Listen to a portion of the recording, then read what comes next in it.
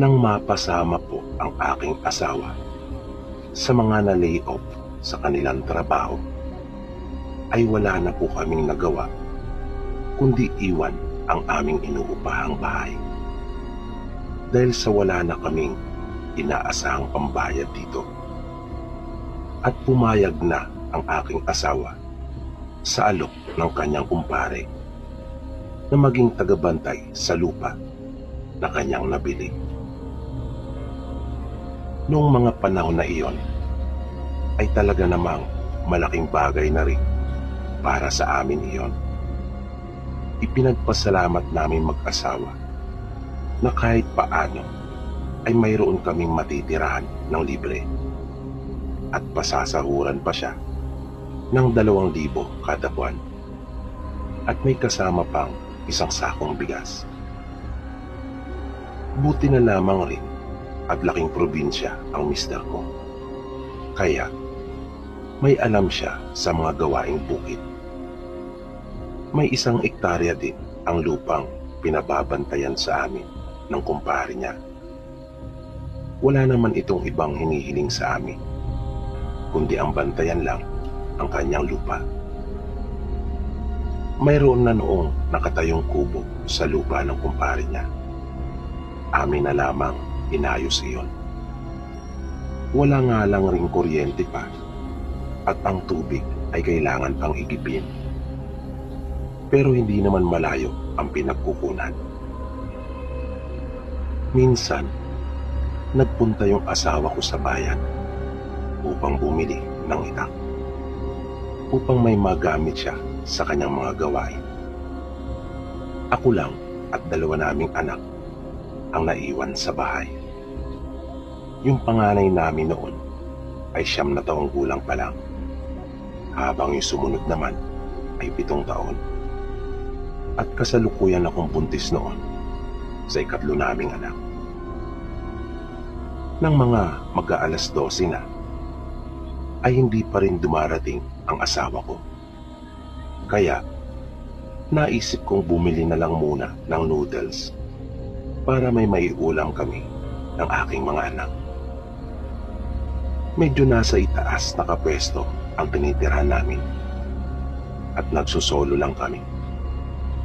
Kung kaya kailangan pa namin maglakad papunta sa kalsada kung saan naroon ang tindahan. Siguro ay mga 100 metro din ang layo noon mula sa amin. At probinsyang-probinsya po talaga ang lugar. Maraming mga puno at halaman. At nasa burol ang aming bahay. Sumama yung bunso naming anak sa akin. Makinanay kasi ito. At hanggat maaari, ay ayaw nitong umalis sa tabi ko. Nang nasa tindahan na kami sa tabing kalsada at bibili na ng noodles, ay napansin kong mayroon pala nagtitinda ng ulam doon sa malapit. Naisip kong tumingin na lang rin muna at baka kasya naman ang dala kong pera. Mas mabuti iyon dahil sa hindi na ako magpapadingas pa ng apoy upang magluto. Papalapit pa lang kami ng anak ko sa mahabang mesa ng mga ulam, ay napatingin na sa akin yung babaeng nagtitinda. 2 sila na nandoon at sa tingin ko, sila ay mag-ina. Habang abala yung kanyang anak na babae sa pagsasandok ng ulam para sa ibang bumibili, ay agad naman akong inasikaso nung matandang babae. Habang binubuksan ko yung mga kasirola ng mga ulam, ay patuloy niya akong kinakausap at kinukumbinsi tungkol sa kanilang mga panindang ulam.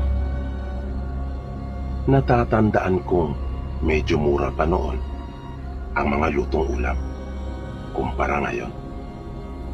Ang dala kong pera ay 50 pesos. Ang isang order noon kapag karne ay 20 at 15 naman kapag gulay. At dahil sa paborito ng bunso ko ang giniling, Kung kaya, bumili ako ng isang order noon at isang adobong atay ng manok. Gusto ko pa sanang bumili ng pakbet noon, kaya lang ay kulang na ang pera ko. Pero kanya nang pinatawad ang 5 piso.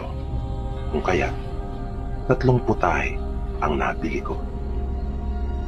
Tinanong niya ako kung taga saan. Sinabi kong kami ang nagbabantay ng lupa diyan sa may burol. Noon lamang daw niya kasi ako nakita sa lugar, kung kaya naitanong niya. Nang dumating ang asawa ko, ay tapos na kaming makapananghalian ng mga bata. Kanya pa palang ipinahasa ang itak at marami daw ang nakapila, kung kaya natagalan siya. Kinagabihan nung araw ding iyon, pagkatapos naming kumain, ay kasalukuyan ng nasa higaan ang asawa at 2 anak ko, habang ako naman ay nasa kusina at inaasikaso ang aming pinagkainan. Nang biglang naramdaman ko na parang mayroong naglalakad sa harapan ng lababo namin at papunta ito sa gilid ng bahay. Kinuha ko pa ang lampara na gamit ko at itinapat doon, pero wala akong nakita. Yun nga lang, may isang bagay akong napansin na nagpabilis ng tibok ng puso ko. Gumalaw ang mga halaman na naroon, na para bang may dumaan talaga doon at nasagi iyon. Kinabahan talaga ako dahil sa wala namang hangin at ang paraan ng pagkakagalaw noon ay iba sa gawa ng hangin.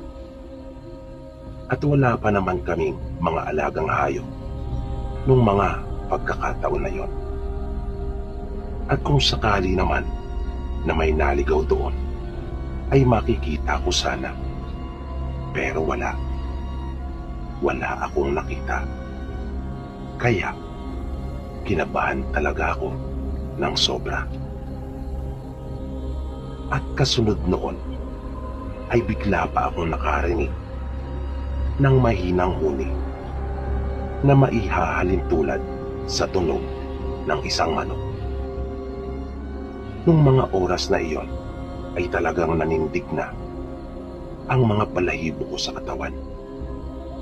Hindi ko na tinapos pang banlawan ang ibang mga plato na nasa planggana. Mabilis ako nagpunta sa pinakakwarto namin, kung saan nakahiga ang aking asawa at mga anak. Paglapit ko sa aking asawa, ay nagtanong ako sa kanya kung mayroon ba siyang nararamdamang kakaiba o di kaya ay naririnig. Sinabi niya sa aking wala naman daw. Nagtaka siya at kanya akong tinanong kung bakit. Sinabi ko sa kanya na mayroon kasi akong napansin na parang may nasa labas ng aming bahay. Sinabi ko rin sa kanya na mayroon akong naririnig na parang huni ng manok. Nakiramdam ang mister ko. Maya-maya ay bumangon ito at nagpunta sa kusina. Kung kaya, sumunod naman ako upang alamin kung ano ang kanyang gagawin.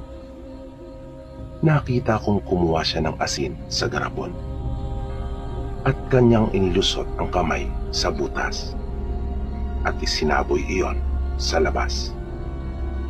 Kanya na rin palang naririnig yung sinasabi kong tunog. Nang sumunod na araw, mga mag-aalas 9 siguro iyon ng umaga, habang nagwawalis ako sa labas ng aming bahay, ay mayroong dumaan. Nagpasabi naman ang mga ito na makikiraan lang daw. At dahil sa hindi ko naman sila kilala, kung kaya, naging matipid lang ako sa aking pagsagot. Isa itong matandang lalaki at may kasamang bata. Bago sila makalampas sa bahay namin, ay nakita kong lumingon ito at nagtanong kung kami lang ba raw ang nasa bahay. Sumagot naman ako sa kanyang tanong. Muli pa itong nagtanong kung nasaan raw ang aking asawa. Sinabi kong nariyan lang at nangunguha ng kawayan. Tumangulang ito at tumalikod na sa akin at nagpatuloy na sila sa paglakad.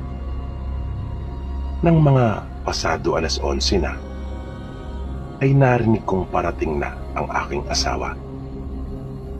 Narinig ko kasi ang boses niya nang umupo ito. Kung kaya, nagsandok na ako at naghanda na para kumain ng tanghalian. Pinaupo ko na rin yung mga bata sa gilid ng mesa.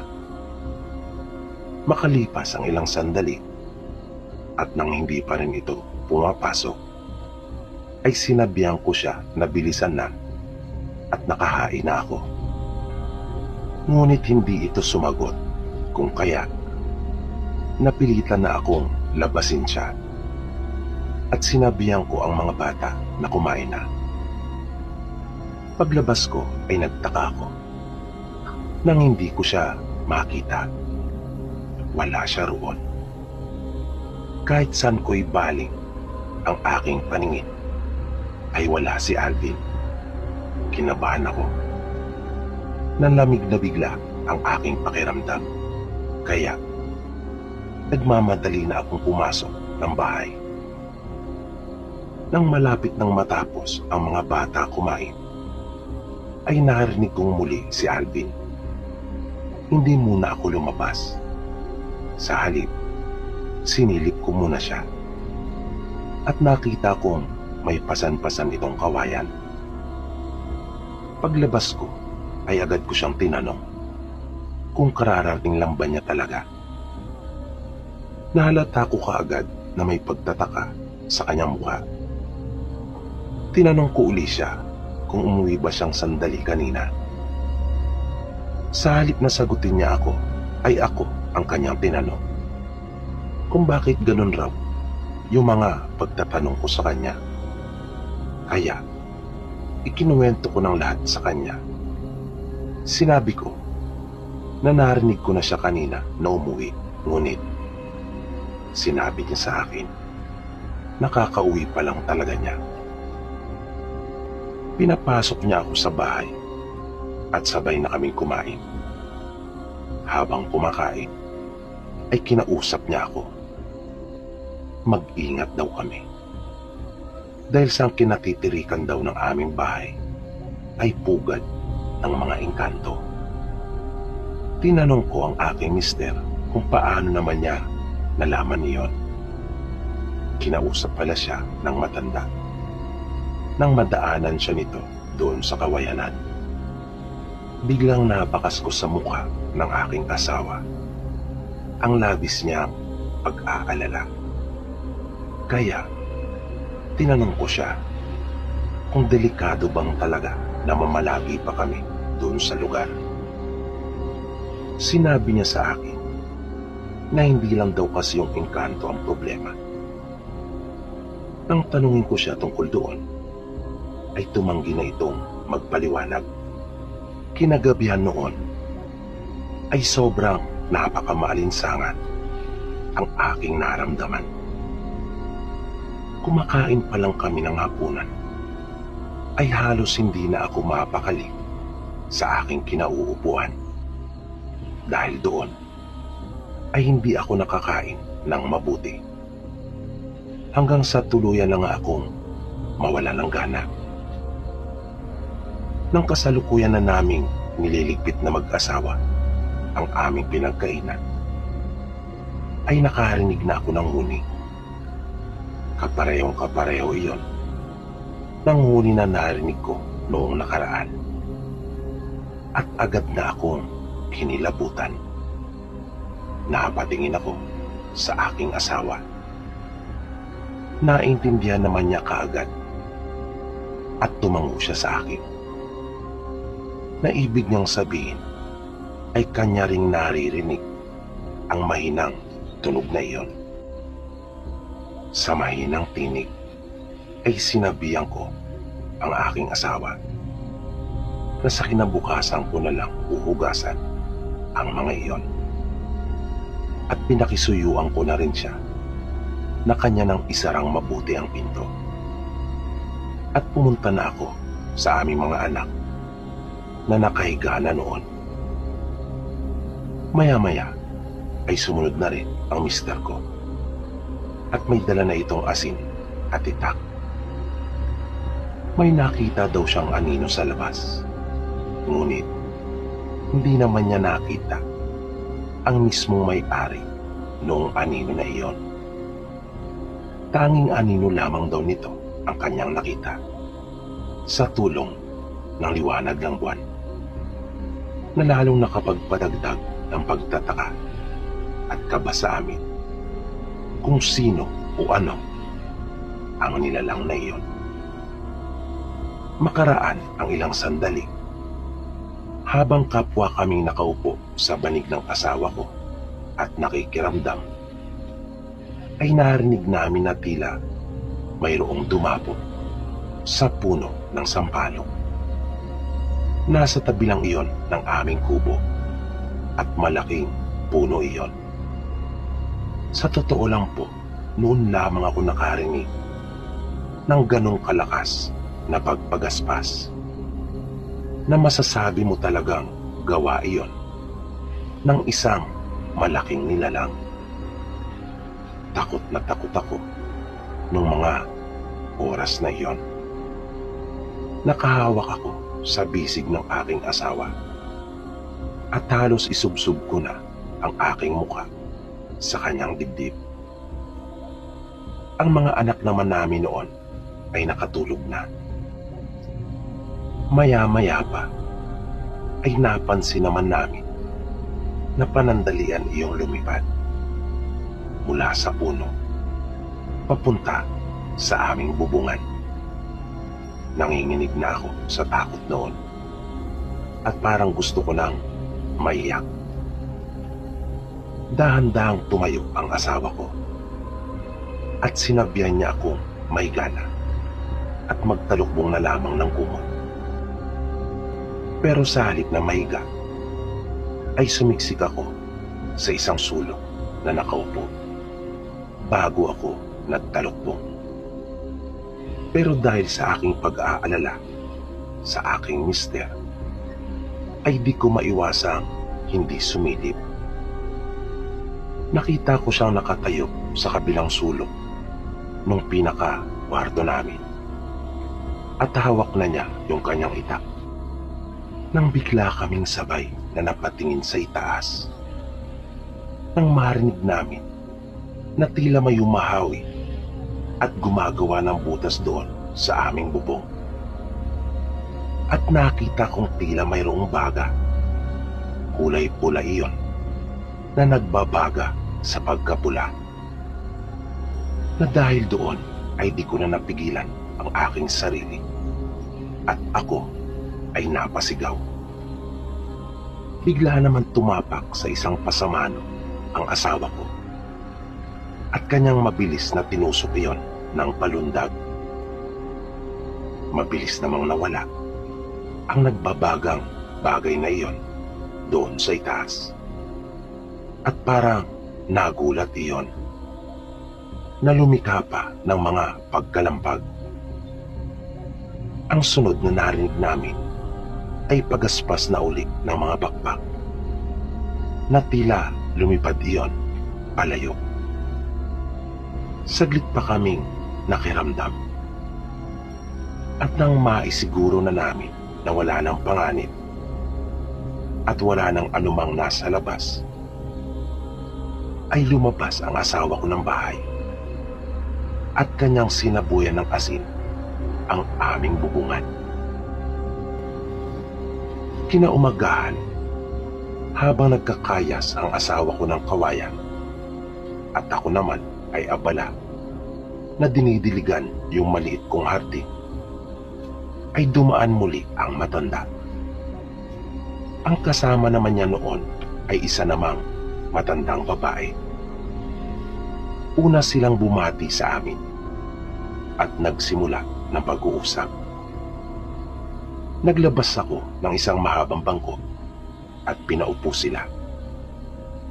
Nalaman namin na apo pala nilang mag-asawa yung kasama nito nung nakaraan. Katulong daw sa Maynila ang nanay nito na kanilang anak. Nangamusta ito tungkol sa kung ano raw ang aming mga nararamdaman sa lugar. Mabilis naman nagkwento yung asawa ko. Biglang tumayo yung matandang lalaki sa kanyang pagkakaupo at may dinukot sa kanyang bulsa at iniabot iyon sa aking mister. Narinig ko pang sinabi nito na iyon daw yung kanyang ipinangako sa aking asawa. Sinabihan pa niya ito na kanya raw ingatan iyon. Malaking bagay daw iyon at lubang mahalaga, lalo na kung mga engkanto at aswang ang pag-uusapan. Nang marinig ko ang katagang aswang, ay di ko talaga alam pero kinilabutan ako. Binanggit pa ng matandang lalaki na yung puno ng sampalok ay mayroong namamahay. At kanya pang sinabi noon mismong pagkakataon ding iyon na nakamasid umano ang pinakapadre de pamilya ng mag-anak. Lumapit pa ang matanda doon at kinausap. Pero wala kaming makita na mag-asawa. Malumanay ang kanya naging pakikipag-usap at nakaharap siya sa puno. Nakikipagkaibigan siya sa kanila. Pagbalik niya sa amin, sabi ni Tatay Juan, ay hindi daw sila ang gumagambala sa amin. Ibang elemento umano iyon na ginaya ang asawa ko. Kaya naniwala ako dahil sa paano naman nalaman ng matanda ang tungkol doon. Ni hindi nga namin iyon na ikwento sa kanila. At noong nagdaang gabi raw, ay may aswang na sumugod sa amin. Sabi pa ni Tatay Juan, wala umanong balak na makialam sa mga gawain at buhay ng tao ang mga engkanto na nakatira sa puno ng sampalok. Pero kung kami raw ay makikipagkaibigan sa kanila, ay malugod nilang tatanggapin iyon. Nalaman din namin na si Nanay Nita na asawa ni Tatay Juan ay isang kumadrona at marunong din umanong manghilot. Bago sila umalis ay kanila pa kaming tinuruan ng ilang mga bagay upang maingatan ang anak na aking ipinagbubuntis. At nang nakakailang hakbang pa lamang sila pagtalikod sa amin, ay nagulat kami nang bigla itong lumingon at sinabing may pinakita nga daw pala sa kanya yung engkanto na 3 klase ng ulam. Hindi daw niya alam kung ano ang ibig sabihin noon, pero malakas umano ang kutob niya na may malaking kinalaman iyon sa amin. Nang marinig ko iyon, ay biglang lumakas ang kabog ng aking dibdib. Naalala ko yung babae na binilhan ko ng ulam. Natatandaan ko kasi na bukod sa magiliw niya akong kinakausap, nung papalapit pa lang kami ng anak ko, ay nakatuon ang pansin nito sa aking tiyan. At titig na titig talaga ito doon. Sinabi ko sa aking mister na bumili na lang kami ng lutong ulam sa tanghalian. Nagtaka naman ito kung bakit. Sinabi ko na lang na gusto kong kumain ng giniling at pumayag naman ito. Nang magtatanghalian na, ay magkakasama kaming bumaba sa kalsada upang bumili nga ng ulam. At nang naglalakad na kami papunta sa hilera ng mga kasirola ay nakita kong nakapatingin sa akin ang matandang babae. Ngunit agad din niyang pinawi ang pagkakatitig sa akin at napansin kong tila naging aligaga ito. Nang nasa harap na kami ng kanilang mga paninda, ay tahimik lang ito at nakayuko. Hindi ito tulad noong una na masaya at magiliw akong kinakausap. Nang ituro ko na sa aking asawa yung ulam na gusto kong bilhin, ay doon pa lamang ito gumalaw. At nagulat ako nang makita kong may sugat ito sa kamay na tinalian. Mabilis na gumana ang isip ko. Bumilis din ang pagtibok ng dibdib ko. Malakas talaga ang kutob ko na siya marahil yung aswang na nasa aming bubungan noong nagdaang gabi. Inabot ko sa kanya ang bayad. Nang abutin niya iyon, ay sinabi ko sa kanya na masarap ang kanyang ulam, pero hindi niya makakain. Hindi niya makukuha kahit ano mangyari. Na ang paraan ng pagsasalita ko ay kaswal lang, walang halong galit. Parang nakikipag-usap lang ako ng normal. Sinabi ko pa na kilala ko na siya, kaya wag na sanang maulit at tantanan na niya. Na napatingin pa nga ang ibang bumibili, ngunit di nila maintindihan ang mga sinasabi ko. Tanging kaming dalawa lamang ang nagkakaintindihan. Pag uwi sa bahay ay doon ko sinabing lahat sa asawa ko. Kinagabihan ay naging payapa na ang lahat. Lumipas ang maraming gabi. Wala nang gumagambala pa sa amin. Hanggang sa makapanganak ako ng maayos sa tulong ni Nanay Nita. Pangatlo po ako sa aming 5 magkakapatid. Nang magbinata ako, naisipan kong iwan ang aming tahanan upang makipagsapalaran sa ibang lugar. Medyo may kahirapan din kasi ang aming pamumuhay noon. Tanging sa lupa lang umaasa ang aming mga magulang. Una kong naging trabaho ang pagko-construction nang sumama ako sa isang kaibigan.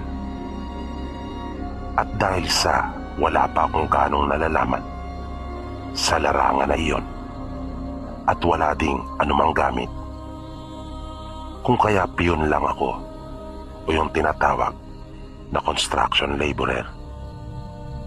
Marami akong naranasang trabaho dahil sa hindi mapermanente, hanggang sa mapasok ako sa isang pabrika ng garments.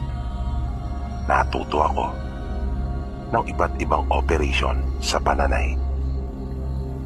Dito ako medyo tumagal. At sa pabrika ko na rin nakilala ang misis ko. Nang magkaipon, ay nagpasya akong bumili ng pampasadang tricycle at iniwan na ang pabrika. Wala pa kaming anak nung mga panahon na yon, pero nagsasama na kami ni Lenden. May nabili din kaming maliit na lote na siya namang pinagtrikan namin ng maliit na bahay. Mura lang ang aming pagkakabili dahil sa probinsya at malayo sa kalsada. Mas naging komportable ako sa pamamasada noon ng tricycle. At nagagawa ko pang maihatid at sunduin si Lenlen sa kanyang trabaho. Nanatili kasi siya sa pabrika. Sa araw-araw kong pamamasada ay masasabi kong halos lahat na yata ng dapat makita sa lansangan ay nakita ko na. Pero sa lahat ng iyon, may ilan akong mga karanasan na talaga namang tumatak sa akin. Na habang nabubuhay ako, ay hindi ko na talaga makakalimutan. Minsan, isang gabi yon na umaambon-ambon. Naisip ko na isang pasada na lang at uuwi na ako. Mahirap na kasi. Baka lumakas pa ang ulan at mapasma pa ako. Nang torno ko na sa pila, ay mabilis namang napuno ang aking tricycle. Kasalukuyan na naming binabaybay noon ang daan. Marami pa kasing bahagi ng daan doon sa lugar ang wala pa ring ilaw. Kung kaya may kadiliman at tanging ilaw lamang ng sasakyan ang siyang nagbibigay ng liwanag. At marami din ang bahagi ng daan doon na hindi pa sementado. Nang sapitin namin ang pababang bahagi ng kalsada at kasalukuyang binabaybay na iyon, ay bigla akong nagulat nang bigla na lamang may tumawid. Kung kaya napapreno agad ako. Laking pasalamat ko na hindi natumba at gumulong ang tricycle. At sa halip ay dumausdos lang ang gulong. Narinig ko kagad ang malakas na pagrereklamo ng mga pasahero sa loob. At sinabihan akong magdahan-dahan lang. Humingi naman ako ng paumanin at sinabi kong may bigla kasing tumawid. Mabilis kong inilabas ang flashlight sa aking belt bag at inilawan ang kabilang gilid ng daan para mapagsabihan sana ang tumawid na mag-ingat sa susunod. Ngunit wala kaming nakita. Maging yung mga nakasakay sa likuran ko ay wala naman daw silang nakitang tumawid. Pero alam ko sa aking sarili na mayroon talaga akong nakita. Babae ito, nakatamtaman ang haba ng buhok at nakasuot ng puti. Kinilabutan ako. Biglang nanlamig ang aking buong katawan. Matapos kong maihatid lahat ng aking pasahero, ay nagmamadali na akong umuwi ng bahay. Sa daan ay kinakabahan talaga ako.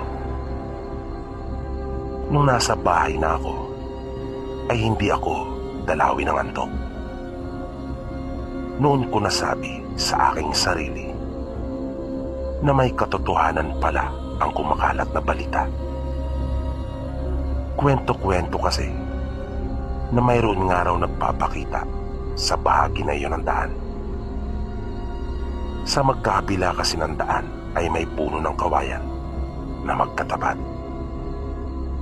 At pinaniniwalaang doon umano lumalabas yung nagpapakitang babae. At yung lugar na iyon ay marami na ang naaksidente. Noong mga panahon na iyon, siguro ay nasa 3 na ang namamatay sa lugar. Na ang lagi namang sinasabi ng marami ay pawang mga lasing kasi ang mga naaksidenteng namatay doon. Ewan ko. Pero iba yung pag-iingat na talaga ang gagawin ko sa tuwing daraan ako doon.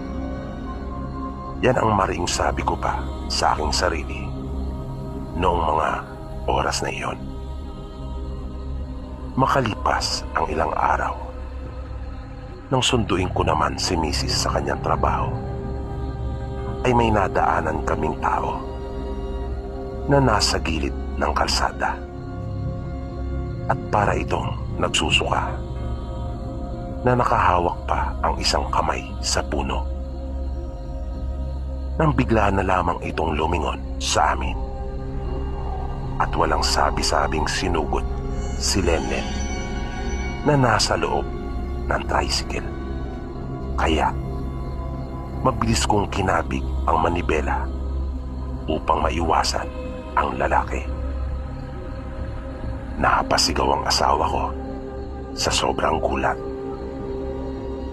Nang makalayo kami ay sinilip ko siya at nakita kong maluha-luha siya at namumula sa takot. Nakita ko ang nakakasindak na itsura noon. Di ko talaga may paliwanag ang nararamdaman ko at hindi rin ako makapaniwala na umiiral pala talaga ang mga ganon. Hawak-hawak ni Lenlen ang kanyang dibdib. Kitang-kita ko ang matinding kaba sa mukha ng aking asawa. Napakabalasik ng mukha ng lalaki at yung mata niya ay kakaiba. Pero iba-iba ang aming mga naging basa sa nangyari. Naisip namin na baka may diferensya ang lalaki sa kanyang pag-iisip. Naisip din namin na baka lasing nga lang talaga at nagmamawi. Naisip din namin na baka nakadroga. Ngunit mayroon din talaga sa bahagi ng aking isipan na baka aswang iyon dahil na rin sa kanyang itsura. Noong buntis naman si Lenlen ay nakasanayan na namin na magsimba tuwing araw ng linggo. Minsan, pagdaling namin sa simbahan, habang binabaybay ang daan pa uwi sa amin, ay mayroong pumara na isang matandang babae. Hinintuan ko ito sandali at sinabi ko, hindi ako bumabiyahe. Pero tinanong naman ito ni Lenlen kung saan ba ang kanyang punta. Sinabi ng matanda na pauwi na siya at sa unan lang pala ang bahay nito. Kaya nagmagandang loob na ang asawa ko at sinabihan ako na amin ang isabay. Nang umaandar na uli kami, ay naririnig kong nag-uusap sila at panay ang puri nito kay Lenlen at puro tungkol sa pagbubuntis ang kanilang pinag-uusapan. Natuwa naman ako dahil sa unang anak namin niyon at naisip ko na maraming matututunan ang misis ko. Napagkasunduan namin na mag-asawa na ihatid na muna ang matanda sa kanila at saka na lamang kami babalik pauwi sa amin. Napansin namin na mas liblib yung tinitirahan ng matanda. Mula sa kalsada ay tanaw sa bandang itaas ang bahay nito na nagsosolo katulad sa amin. Pero mas mapuno doon at masukal na talaga. Nalaman ni Lenlen na kasama daw nito ang nag-iisang anak sa bahay at byuda na rin daw ito. Panay ang pasalamat nito sa amin at sinabi pa na sana ay makadalaw daw siya sa aming bahay minsan, na aming itinuro sa kanya ang daan nang dumaan kami doon kanina. Kinagabihan, katatapos lang namin kumain noon nang makarinig kami ng mga asong nagkakahulan. Pero medyo malayo iyon. Hindi naman namin gaano pinansin dahil sa inakala naming normal lamang iyon.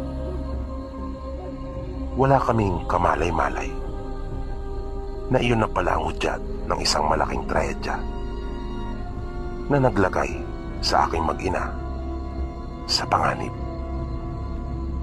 Kasalukuyan na akong nakahiga noon, habang si Lenlen naman ay nakaupo sa aming higaan at naglilinis ng kanyang mukha. Nang bigla niya akong kinalabit at tinanong kung narinig ko ba raw iyon. Napabalikwas naman ako at napatingin sa kanya. Sinabi kong hindi at tinanong ko siya kung ano ang kanyang narinig. Sa halip na sagutin niya ako, ay sumenya siya na tumahimik kami at makiramdam. Kaya pinakinggan namin. Pero wala naman akong narinig na kakaiba.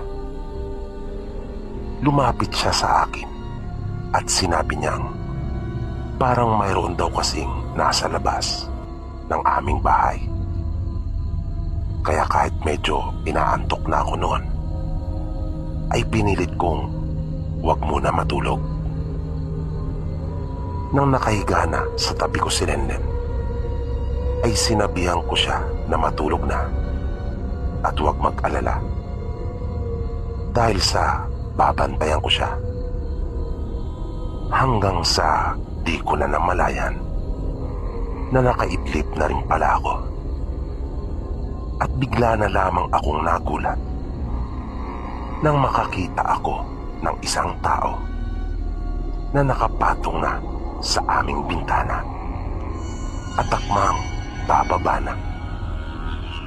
Sa sobrang pagkagulat, ang unang naging reaksyon ko ay ang tumayo bigla habang napasigaw. At tinakbo ko ang tao na iyon sa bintana para itulak na palabas. Pero naging maagap iyon at tumalon na kaagad. Pagbagsak niya sa lupa ay agad siyang nanakbo at mabilis na naglaho sa mga halamanan. Mayroon din kasing mangilang-ilang puno sa lugar. Idagdag pa na may kadiliman. Kung kaya hindi ko na iyon nakita. Pero ang paraan ng kanyang pagkilos ay hindi talaga normal. Nakayuko iyon na akala mo ay laging nakahandang sumugod. At para iyong taong grasa na maitim ang kanyang balat. Di ko siya naitsurahan dahil sa nakatabon ang buhok noon sa kanyang mukha. Matapos iyon ay parang nanlambot ako. Napaupo ako at napasandal sa aming dingding. Ang lakas at ang bilis ng pagtibok ng puso ko.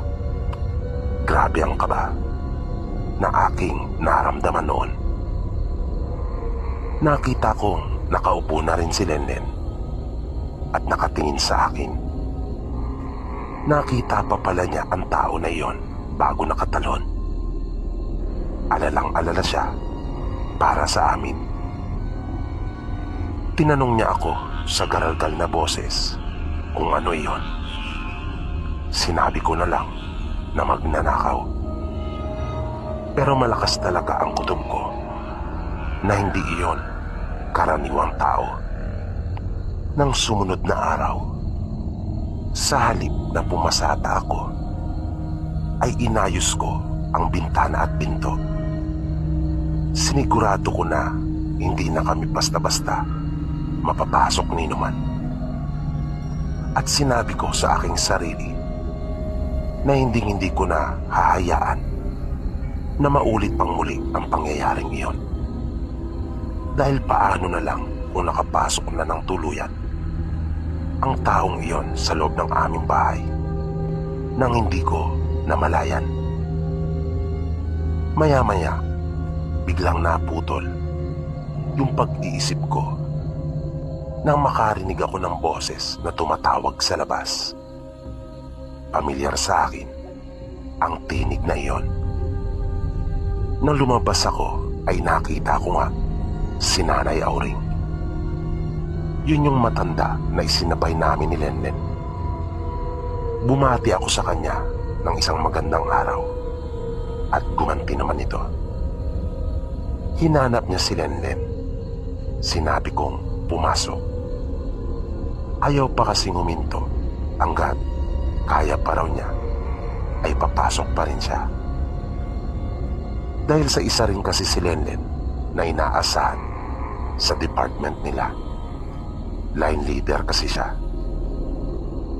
Napansin ko kaagad na nalungkot si Nanay Auring nang malaman niyang wala si Lenlen.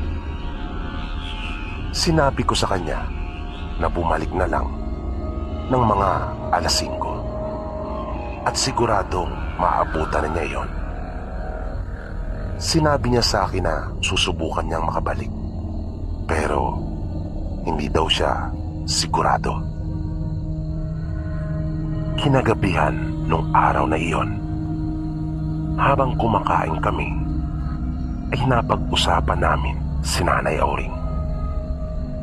Nang tanungin ako ni Lenlen sa kung ano ang pakay ng matanda, ay sinabi kong hindi ko rin alam dahil sa wala naman itong nabanggit.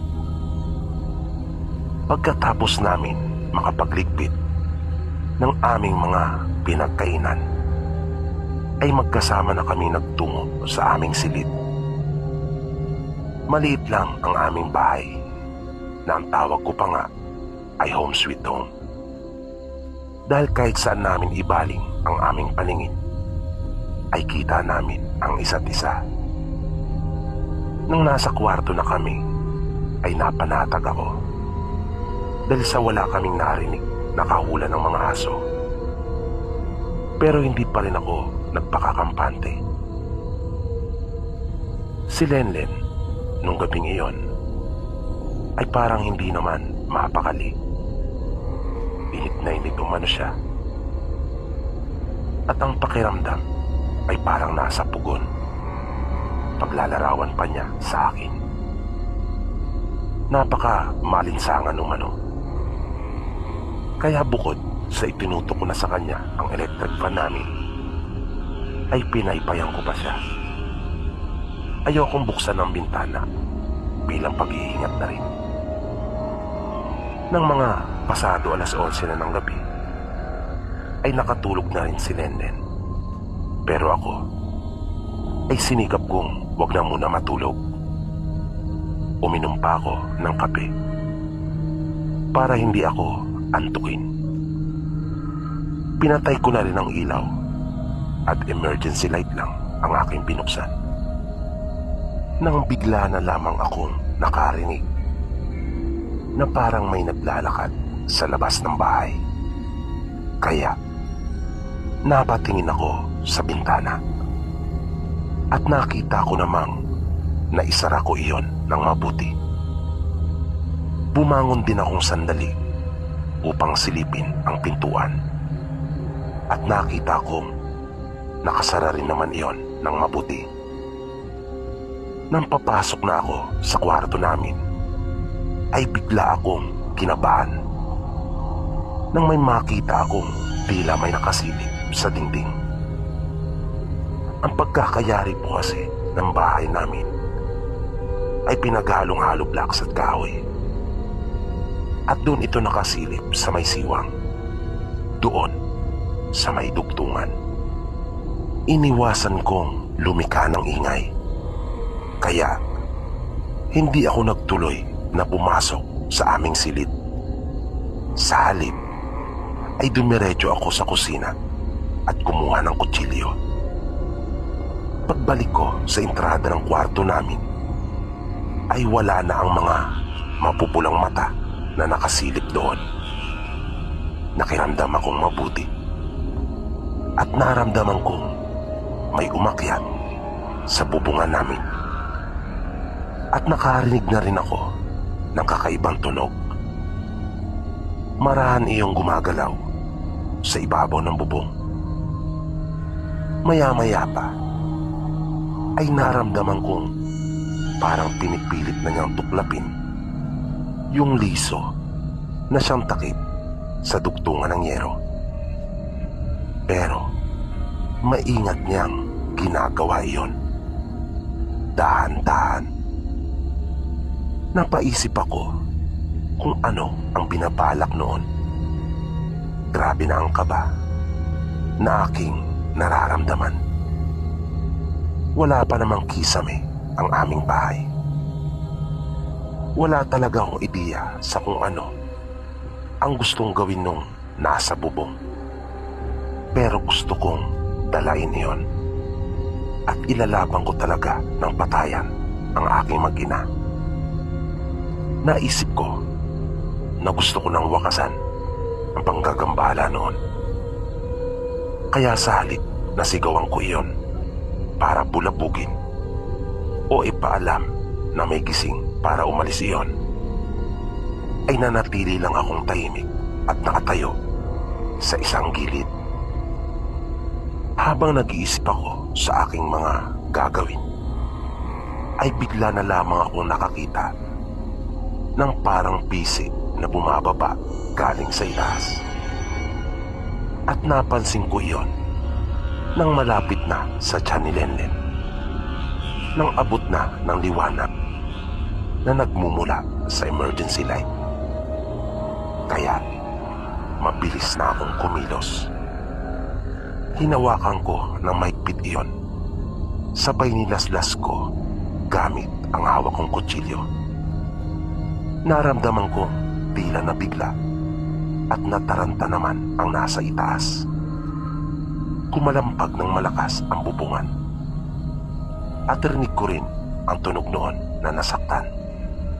Maya-maya ay biglang may lumundag at nagtatakbo ng palayo.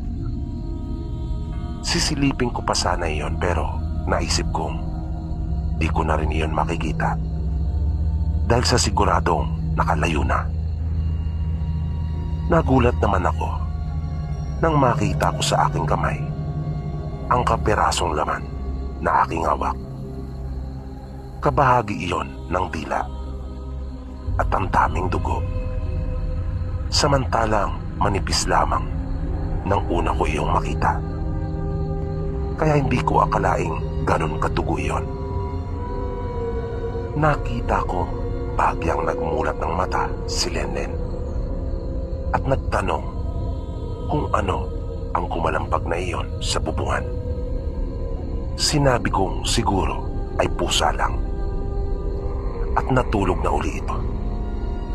Ayokong mag-alala pa ito. Kung kaya, nagsinungaling na lang ako at inilihim sa kanya.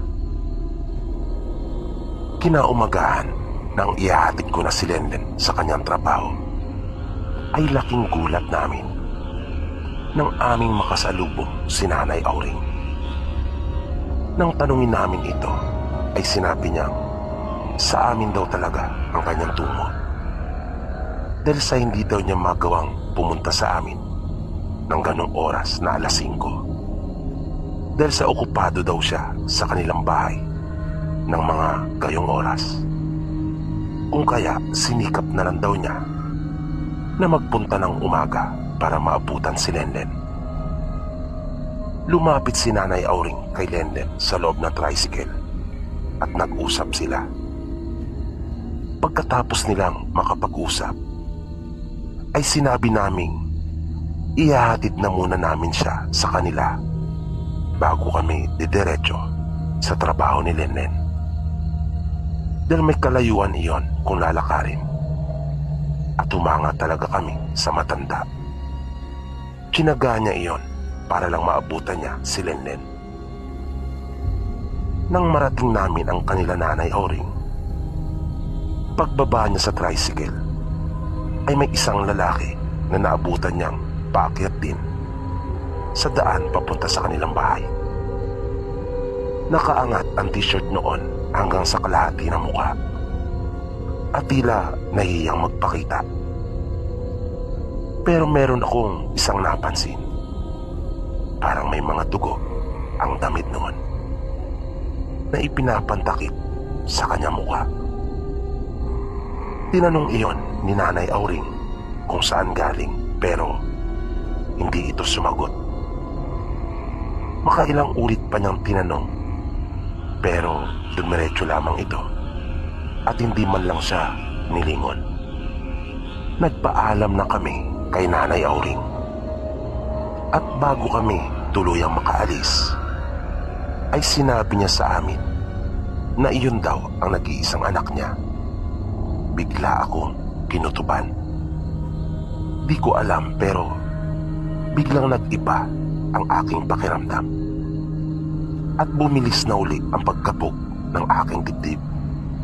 Kaya pagkatapos na masabi ng asawa ko ang mga katagang sige nay, ay pinaharurot ko na ang tricycle. Nang nakakalayo na kami, ay tinanong ko si Lenlen kung ano ang kanilang napag-usapan ni Nanay Auring.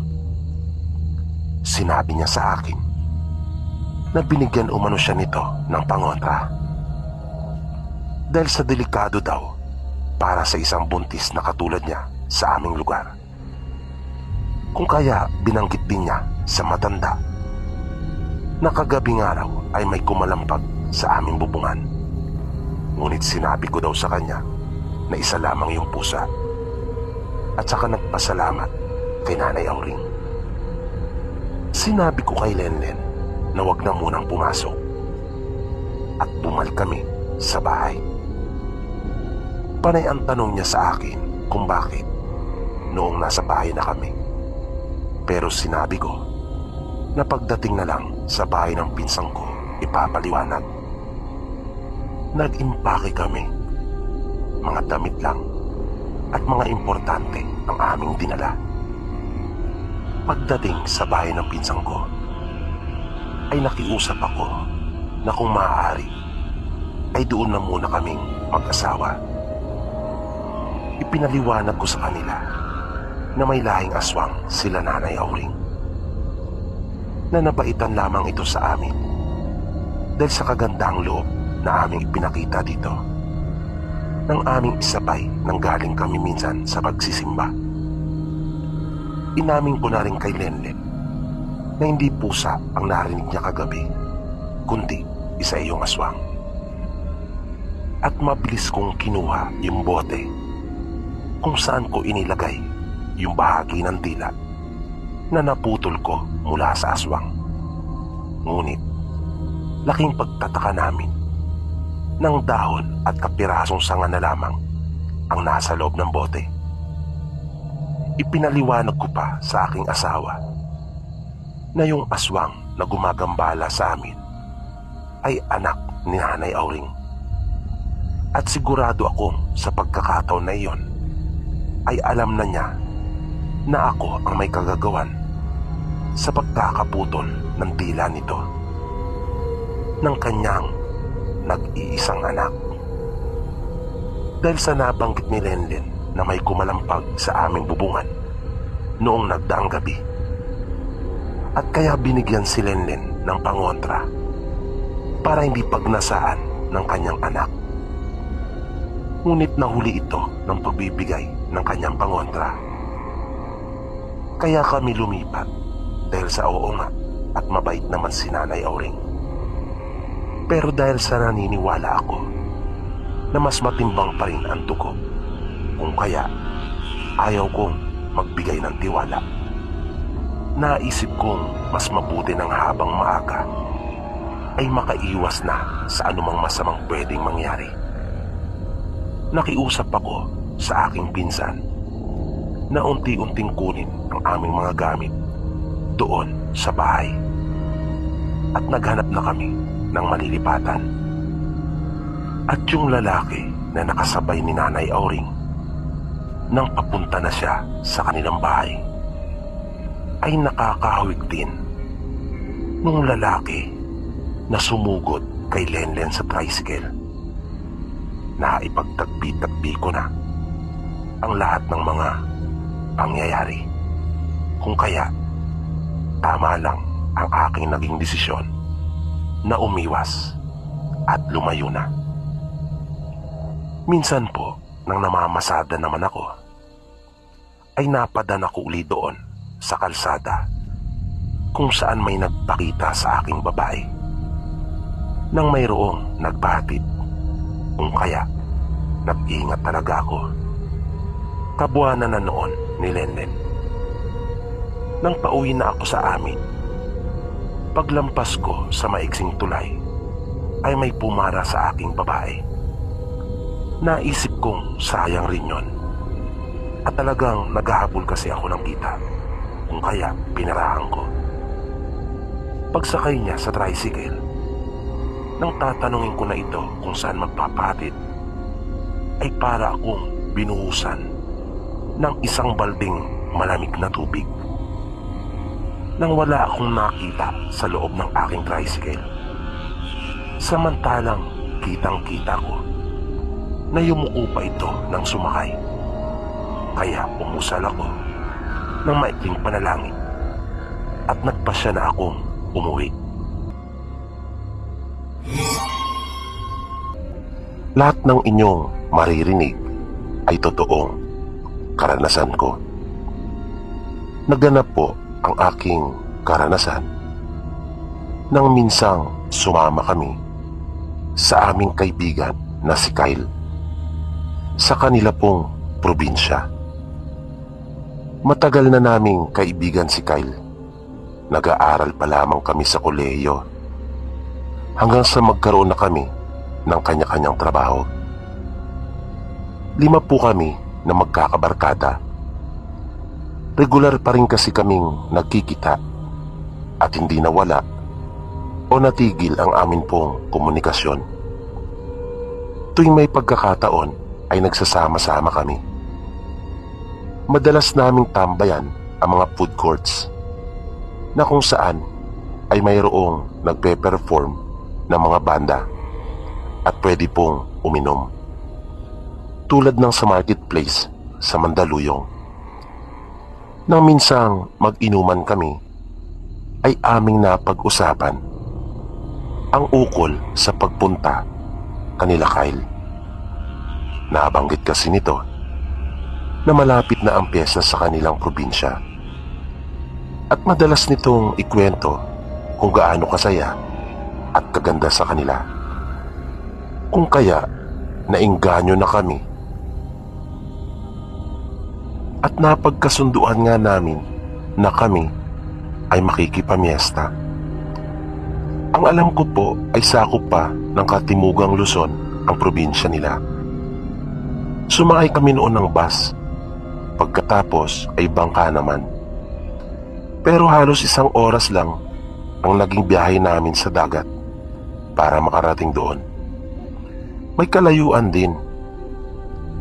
Di ko na lang po babanggitin ang mismong lugar bilang pagbibigay respeto na rin sa mga taong naninirahan doon. Nang dumating kami sa kanila ay magtatanghali na. Wala silang sariling bahay doon kasi sa Maynila na talaga sila naninirahan kasama ng kanyang mga magulang. Mga kamag-anak sa mother's side ang kanyang tinutuluyan sa tuwing siya ay magbabakasyon. Medyo busy na po ang mga tao na naroon sa bahay ng tiyahin ni Kyle.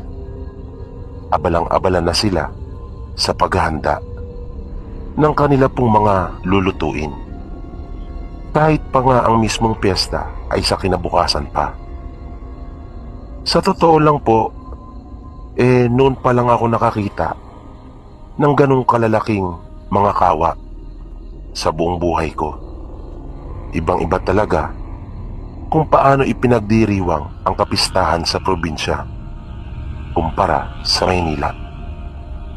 Buhay na buhay kasi ang tradisyon doon na napaisip tuloy ako na paano pa pala noong mga unang panahon. May ilang mga kalalakihang naroon na habang naghihiwa ng mga isasahog sa kanilang mga lutuin ay nagtatagay na.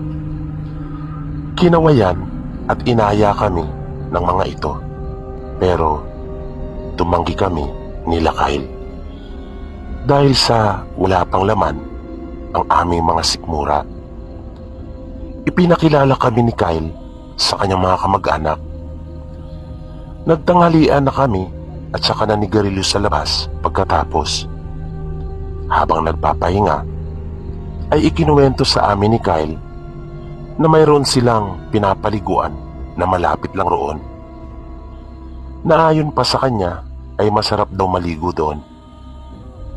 At dahil sa mga ignorante pagdating sa kalikasan, kung kaya parang sinisilihan ang mga puwet namin na nagyaya para mapuntahan iyon.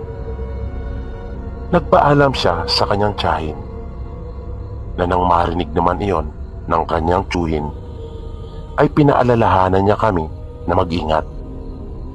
At hanggat maaari ay huwag kaming masyadong lumika ng ingay kapag kami ay naroon na. Naipagpalagay daw naming mayroong ibang naroon maliban sa amin. Medyo nakaramdam ako noon ng kaunting kaba dahil sa hindi naman nabago sa akin ang tungkol sa mga engkanto at mga kwentong katatakutan. Bagaman hati ang opinyon ko tungkol dito dahil sa hindi ko pa naman ito napatunayan sa aking sarili kung ito nga ay totoo.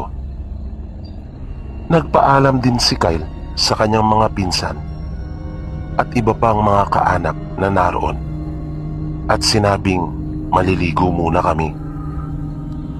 Tamang-tama naman na may mga naluto na rin nung mga oras na iyon kaya meron kaming naibaon. Habang naglalakad ay mayroon kaming nadaanan na isang bahay at may maliit itong tindahan. Nagtanong kami kung may tinda itong alak. Meron naman kaya bumili kami pati na rin ng sigarilyo.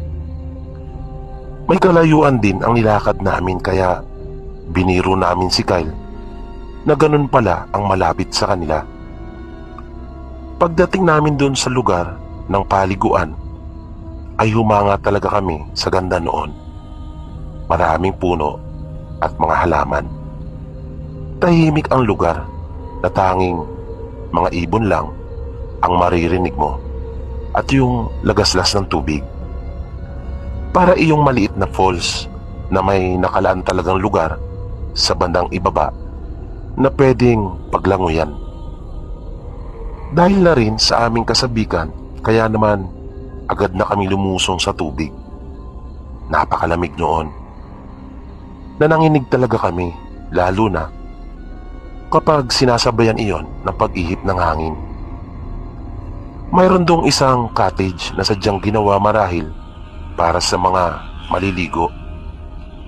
Na nung mga oras na iyon ay kami lang talagang magkakaibigan ang naroon. Masaya kaming naligo, para pa nga sa akin ay iyon na siguro ang pinakamasayang outing na naranasan ko. Dahil hindi po talaga matatawaran ang ganda ng lugar. At tulad ng ipinaalaala ng tiyuhin ni Kyle sa amin, ay iniwasan naming lumika ng matinding ingay. Nagumpisa na rin kaming tumagay habang naliligo. Nang magsawa na kami sa paliligo, ay doon na kami nanatili sa maliit na kubo at nag-inuman. Nang mapansin ko po na medyo mababa na ang araw, ay napatingin ako sa aking relo. Mag-aalas 5 na pala. Masaya kami nagkukwentuhan habang nag-iinuman. Ng pagbato ko ng upos ng sigarilyo ay nabigla ako nang makita kong tinamaan sa mukha ang pinsang babae ni Kyle. Kaya nagsorry ako. Na nagtaka sila at nagtanong kung bakit. Sinabi ko sa kanila na nandoon ang pinsan ni Kyle na babae. Kaya sumilip din sila. Pagtingin namin ay wala na ito doon, pero sigurado ako na pinsan iyon ni Kyle. Dahil sa nakita ko ito doon sa kanila noong ipinapakilala niya kami. Lumabas pa ako sa cottage pero wala na talaga ito. Kaya kinantsawan nila akong lasing na. Nang mauubos na namin ang pangalawang bote, ay sinimulan na rin naming magligpit. Inihanda na rin namin ang aming mga gamit. Nag-uumpisa ng kumalat ang dilim noong umalis kami doon sa paliguan. Hindi pa kami nakakalayo ay kakaiba na talaga ang pakiramdam ko. Di ko rin po alam kasi hindi naman ako matatakutin, pero noong mga oras na iyon, di ko talaga gusto ang nararamdaman ko. Parang may nakatingin sa amin. Kaya panay ang lingon ko habang naglalakad. Di ko rin maiwasang hindi mapatingin sa gilid ng daan. Napakiramdam ko anumang oras ay may lalabas doon at susunggaban kami. Pero mali ako nang naiisip. Dahil sa biglang napahinto ang mga kasama ko at nakita ko na may dalawang lalaki na nasa aming harapan at kasama ang babaeng pinsan ni Kyle. Bumati si Kyle sa mga ito at tinanong kung saan ang kanilang punta, pero hindi sila sumagot. Kaya nagtaka kami nila Kyle. Nagulat kami nang biglang kumilos ang mga ito at nag-iba ng daan. Tinahak nila ang kakahuyan na nasa gilid. Nagkatinginan na lamang kami dahil sa ikinilos na iyon ng pinsan niyang babae at mga kasama nito. Ilang sandali lang ay dumating ang tiyuhin ni Kyle na kasama ang panganay na anak. Sinabi nito na kanina pa daw sila nag-aalala para sa amin, kung kaya nagpasya na raw itong sunduin kami. Pagdating namin sa bahay ay patuloy pa rin ang mga tao sa kanilang mga ginagawa. Masayang masaya ang mga ito, lalo na nang makita kaming muli. Marami na ang mga nagiinuman. Sinabihan nila kaming kumain, pero tumanggi na kami dahil sa mga busog pa. Kung kaya naisip nilang yayain na lamang kami sa isang mesa kung saan naroon ang tiyuhin ni Kyle at ilang kaanak na nag-iinom. Madali naming nakagaanan ng loob ang tiyuhin ni Kyle dahil sa palabiro din ito. Nang bigla akong matigilan nang makita ko uli ang pinsan na babae ni Kyle at nakatitig ito sa akin. Nakasilip siya sa gilid ng isang bahay. 3 po kasi ang bahay na magkakalapit doon at naroon siya banda sa lugar na medyo madilim at hindi gaanong pansin. Titig na titig ito sa akin. Nawala lang ang atensyon ko sa kanya nang kalabitin ako ng isa pa naming kaibigan para sa tagay ko. Nang tingnan ko uli ito ay nananatiling naroon siya na nakatayo at hindi inaalis ang pagkakatitig nito sa akin. Di ko po alam kung ano ang nangyari. Basta ang natatandaan kong sunod na ginawa ko ay nagpaalam ako na iihi na muna at in-excuse ko ang aking sarili na hindi naman ako sa palikuran nila nagpunta, kundi doon sa pinsan ni Kyle. Walang nakapansin sa akin. Nang nasa harapan na niya ako, ang tanging nasabi ko na lamang ay bakit. Hinawakan ako nito sa kamay at marahang hinila palayo. Pagdating namin sa mga puno ng kahoy ay biglang lumabas ang 2 lalaki na kasama nito kanina. Napalingon ako at natanaw ko pa sila Kyle at ang iba naming kasama. Ilang segundo din ang lumipas na nananatiling tahimik lamang ang 3. Nagtatinginan pa muna ang mga ito bago nagsimulang magsalita ang babaeng pinsan ni Kyle. Sinabi nito sa akin na makinig daw akong mabuti sa kanyang sasabihin. Hindi daw biro ang sitwasyon na kinakaharap namin.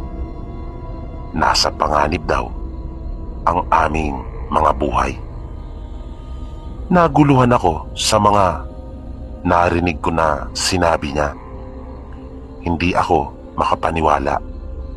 Pero hinayaan kong magpatuloy pa siya. Dagdag na saad niya, aswang daw ang lahat ng taong naroroon sa handaan. Tinanong pa nga ako nito kung wala ba raw akong napapansin. Na sinabi ko namang wala dahil sa iyon ang totoo. Pinagmadali niya ako. Bumalik na raw ako doon at baka hanapin na nila ako. Sinabi niya sa akin na paniwalaan ko siya. Mamaya na lang daw niya ipapaliwanag ang lahat. Ang mahalaga daw ay makatakas na kami habang may oras pa. At hihintayin daw nila kami. Mag-isip daw ako ng paraan para makaalis. Noon pa lang ako nakaramdam ng ganong katinding takot sa tarang buhay ko. Kaya kahit naguguluhan, ay sinikap kong pakalmain ang aking sarili. Kailangan kong makagawa ng paraan. Bumalik na ako sa inuman.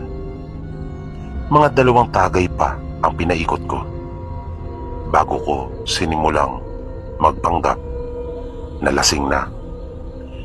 Tumayo pa akong bigla at nang nakatalikod na ako sa kanila, ay dinukot ko ang aking lalamunan para mapilitan akong magsuka. Sinabi ng isa naming kaibigan na nanibago daw siya sa akin dahil sa kilala niya akong malakas sa inuman. Sinabi naman ng isa na marahil ay dala lang daw iyon ng pagod, na baka malakas daw ako sa inuman pero mahina naman pagdating sa biyahe. Kaya nangyari naman ang pinaplano ko. Inalalayan ako ng 2 naming kaibigan papasok sa kwarto kung saan naroon ang mga bag namin, habang si Kyle at isa pa naming kabarkada ay naiwan. Nang nasa kwarto na kami, ay agad kong sinabi sa kanila sa mahinang boses ang aking natuklasan. Nanindig ang mga balahibo nila sa sobrang takot. Sinabihan ko sila na kailangan naming makatakas. Sabi ko sa kanila, simplihan nila yung natitira naming kaibigan.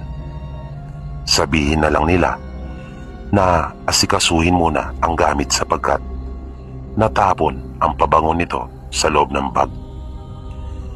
Pinaalalahanan ko silang huwag ipapalata kay Kyle na siya namang ginawa nila. Walang kamalay-malay, sila Kyle at mga kaanak niya na papatakas na kami. Doon kami dumaan sa likod ng bahay, doon sa may banyo. Pero laking gulat namin nang makita kami ni Kyle na kasalukuyang umiihi. Nakita ko kaagad sa mukha niya ang matinding pagtataka. Nang papalapit na ito sa amin, ay tatakbo na sana kami, pero nang marinig namin ang boses niya, ay hindi naman ito nagbago. Kaya tumigil kami. Nagtanong ito sa amin kung saan pupunta. Halatang wala itong kaalam-alam sa mga nangyayari. Sinabi namin sa kanya na mamaya na lang namin ipapaliwanag. Pagdating namin sa kakahuyan, ay naroon pa rin ang pinsan nitong babae na naghihintay, kasama ang 2 na nalaman naming noong huli mula rin kay Kyle na mga kapatid pala niya ang mga iyon. Mabilis na naming nilisan ang lugar. Nang medyo nakakalayo na po kami sa kanila, ay narinig po namin na parang nagkagulo ang mga tao na naroon. Nagkaroon po ng tila kumusyon. Naisip namin na marahil ay nalaman na nilang wala na kami, kaya mas binilisan pa namin ang paglalakad, na nung huli nga ay nanakbo na kami, lalo na nang nakakarinig kami ng mga boses na tila may sumusunod sa amin. Nang nasa bandang itaas na kami, ay natanaw pa namin sila, na akala mo ay may tinutugis na aswang tulad ng sa mga palabas, dahil may hawak pa ang mga ito na sibat at itak. Akala ko po talaga ayun na ang katapusan namin, kung ano-ano na ang pumapasok sa isipan ko. Nang mga oras po na iyon, lumapit ang isang pinsan ni Kyle sa akin. Hinawakan nito ang damit ko at pinunit. Kumuha ito ng kapirasong tela mula doon. Nagulat pa nga ako nang gawin niya iyon. Pagkatapos ay inilagay niya ito sa gilid ng daan at nagpatuloy na kami sa pagtakbo. Pagdating namin sa bahay ng pinsan ni Kyle, ay nakita naming naroon sa may pintuan ang kanilang mga magulang. Bakas sa mukha nila ang matinding pag-aalala, dahil ayaw pala nilang pumunta ang kanilang mga anak doon sa handaan sapagkat delikado. Nagmano si Kyle nang makita ang bunsong kapatid ng kanyang ina, at gayon din sa asawa ng kanyang tiyahin. Nagbigay galang siya sa mga ito. Sabi ng pinsang babae ni Kyle na si Alma, wala naman daw talaga silang balak na magtagal doon, kaya lang nang makita daw nila si Kyle ay nag-alala sila para dito, at gayon na rin sa amin. Tuwing sasapit kasi ang kapistahan ay gumagawa talaga ang mga ito ng paraan para mayroong may alay at mapagsaluhan.